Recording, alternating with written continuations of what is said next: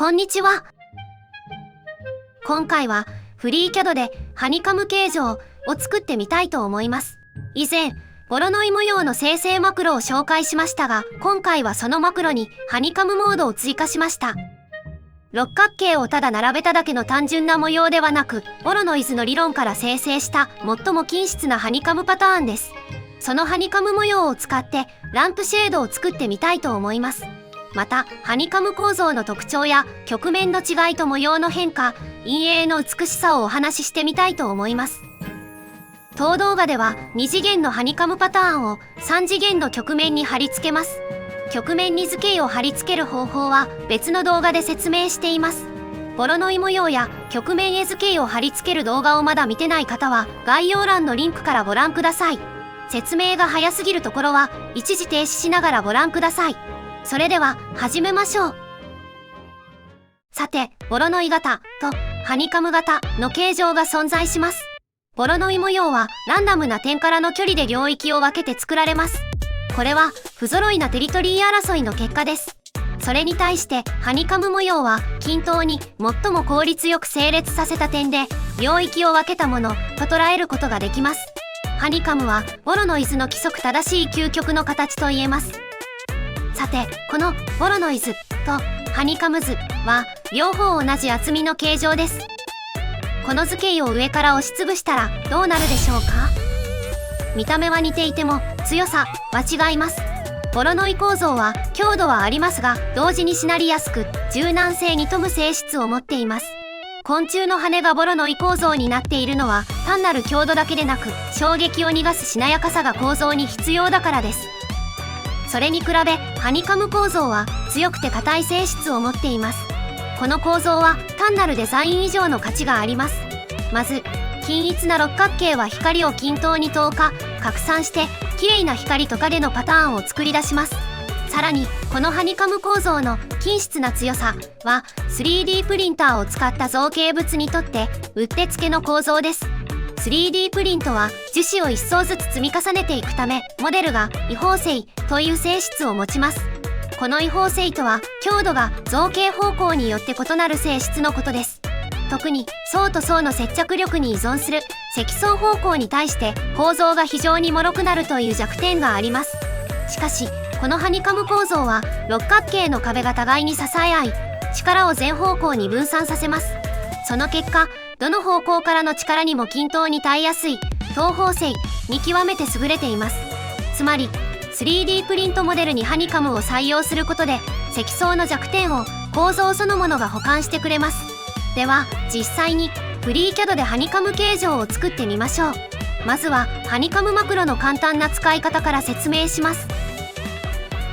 概要欄のリンクからボロノイ V3FC マクロというマクロファイルをダウンロードしてマクロフォルダへ保存してください。フリーキャドを開いてメニューのマクロを選択してください。マクロの実行フォームにボロノイ V3FC マクロが存在していれば OK です。マクロの保存方法は readme.txt かボロノイ模様を作る動画を参照してください。いずれも動画の概要欄に記載しています。基本的な使い方はボロノイ模様の動画で紹介したマクロと同じです。ではざっと使ってみましょう。ハニカム形状版のコースターを作ってみます。パラメトリックパーツアイコンをクリックしてください。パートデザインの画面が開きます。スケッチで直径 8cm の円を描いて 3mm の厚みの円盤を作成しましょう。 XY 平面に円を描きます。直径 8cm の円を作図したらスケッチを閉じます。円を 3mm 押し出して立体化します。さて、この円盤の上面にハニカム模様を作図してみましょう。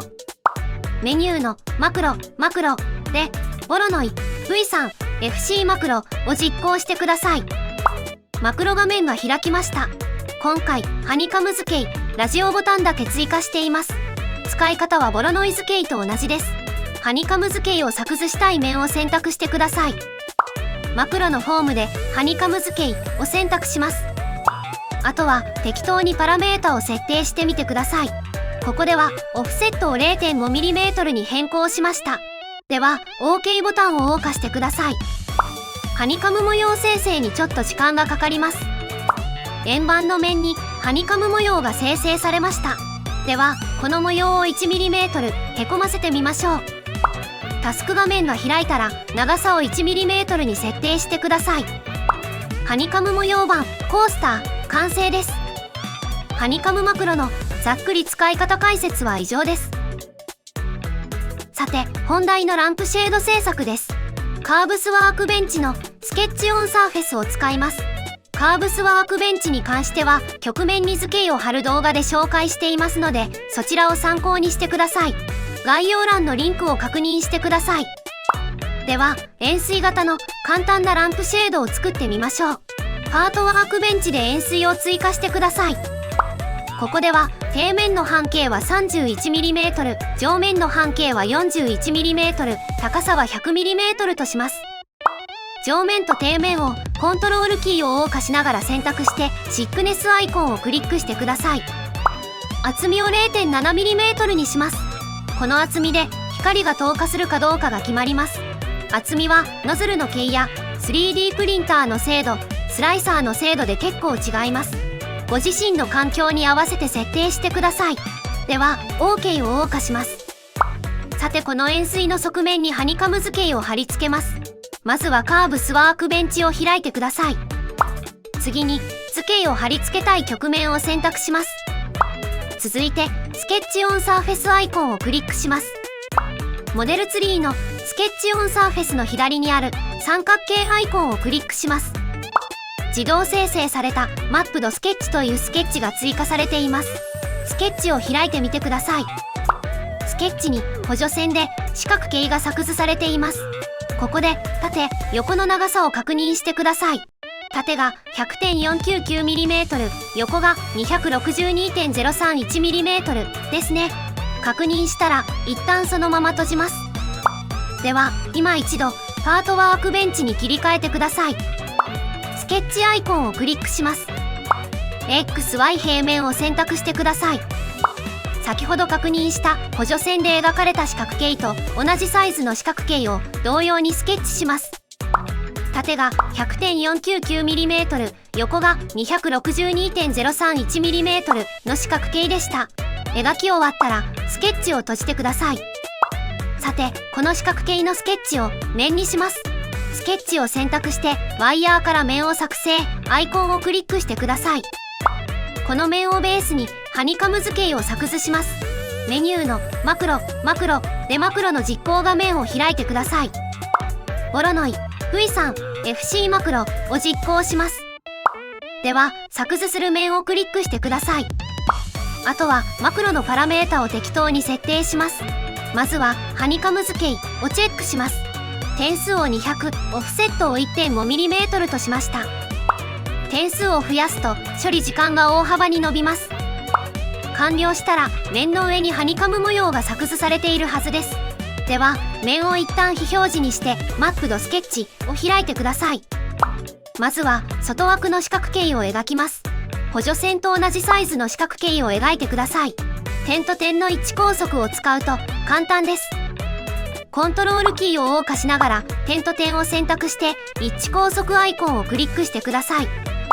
続いて作成したハニカム図形をコピーして貼り付けます。カーボンコピーアイコンをクリックしてください。カーボンコピーは既存のスケッチを別のスケッチに複製する機能です。次にハニカム図形のどのエッジでも構いませんのでクリックします。これでハニカム図形のスケッチがマップドスケッチにコピーされます。この方法が一番簡単で手っ取り早いです。ではスケッチを閉じてください。円錐の側面にハニカム模様が貼り付きました。次はこの模様を押し出します。モデルツリーでスケッチオンサーフェイスを選択します。プロパティが表示されます。フィルフェイセズプロパティをトゥルーに設定します。処理に時間がかかりますのでしばらくお待ちください。続いてシックネスプロパティを 0.5mm に設定します。これも処理に時間がかかります。PC の処理性能によりますが10分ぐらい放置してください。はい、一応エラーは出ずにハニカム図形を浮き上がらせることができました。あとは土台の部分を好きなように作って完成です。ここではチューブを使ったシンプルなものにします。チューブのパラメータで外側の半径は 33mm、内側の半径は 30.3mm、高さは 20mm にしました。チューブの位置を 20mm 下に移動します。あとは LED ライトのコードを通す用の穴を円柱を使って開けます。ここでは半径 8mm の円柱を作成して棒状に引き伸ばしています。円柱のサイズと位置を決めてブーリアンで切り抜きます。はい、これで形状は一通りできました。あとは全てのオブジェクトをブーリアン結合して完成です。曲面に貼り付けたハニカム形状が複雑なので処理に時間がかかりますが簡単に作れます。ランプシェードはバンブーラボのメイクマイランタンとかで手軽に作れてしまいます。ですがやはり DIY するなら自由にモデリングすることに楽しさがあると思います。よろしければ実際に作ってみてはいかがでしょうか。ランプシェードの作り方は以上とします。さて、今回作ったランプシェードは円錐型でした。底面側の直径が 6cm、上面側が 8cm になっています。円錐の曲面では同じハニカム模様を貼り付けても面の広がり方が部分によって違うため見え方が変わります。底面側では短い円周に合わせて面が圧縮されるため模様が小さく密になります。上面側では長い円周に合わせて面が引き伸ばされるため模様が大きく粗く見えます。円錐だと変化が穏やかなので分かりづらいですね。そこで球体を見てみましょう。球体だと模様の変化がより顕著ですね。極付近では面が急に曲がるため模様が圧縮されて小さく見えます。一方、赤道付近では面が緩やかに広がるため模様が大きく伸びて見えます。傾けて極付近を見てみるとよくわかります。六角形が圧縮されて原型とどめてないですね。ランプシェードではこのような面の広がりによる模様の変化が印象の違いを生み出しています。実際に LED ライトで照らしてみましょう。さて、いかがでしょうか？撮影環境の都合で見づらいかもしれませんがご了承ください。周囲に漏れる影、シャドウは設置場所の都合で難しいですが影、シェードの美しさはよくわかると思います。曲面が緩やかな部分では影のグラデーションが滑らかに広がり素材そのものが柔らかく感じられます。また形状の厚みの違いによってハニカム模様の陰影がよりくっきりと現れます。曲面の形状や厚みの調整によって影の深さが変わり同じ素材でも全く違う印象を与えることができます。例えば円錐型のランプシェードでは上の模様を大きくして光を広げ下の模様を細かくして光を引き締めることで照らす範囲と雰囲気をコントロールできます。少し大げさな言い方になりますが光の通り方や質感を設計段階からデザインしているとも言えます。では円錐と球体の陰影を比較してみましょう。円錐では光が消える時に上から下へとグラデーションが流れるように暗くなります。一方で球体は全体が均一に暗くなっていきます。これは光の当たる方向に対して面の傾き、放線方向が連続的に変化するかどうかの違いです。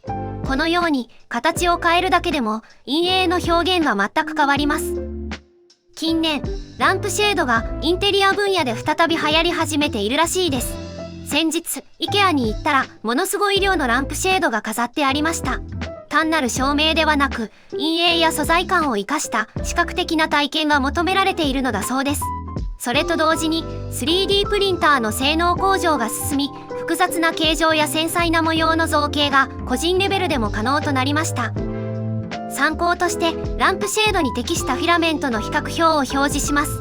当動画では PLA マットを使いました。ご参考まで。